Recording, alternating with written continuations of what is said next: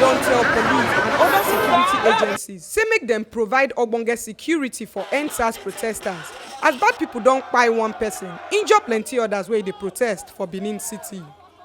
Edo State Governor Obaseki don tell police officers for Edo State Police Command say make dem provide ogbonge security for youths wey dey use EndSARS protest take dey show as body dey do dem on top how Naija police take dey rough handle Naija pipo.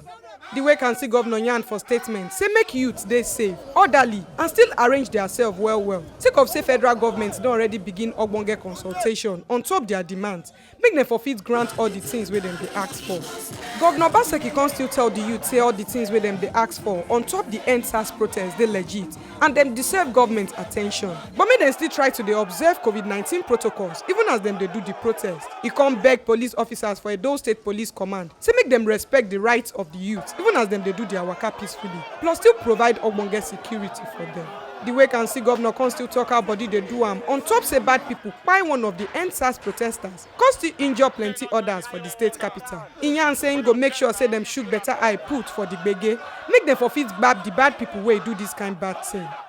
Governor Obaseki still throw away im condolence for all the pipo wey the bad pipo injure plus the one wey dem kpai. E yarn say belle no sweet am at all on top the kind thing wey shele for the state, so e con call on Edo State Police Command say make all of dem carry waka enter street to go make sure say correct security dey for EndSARS protesters make this kind gbege wey don shele so for no repeat itself for the state again.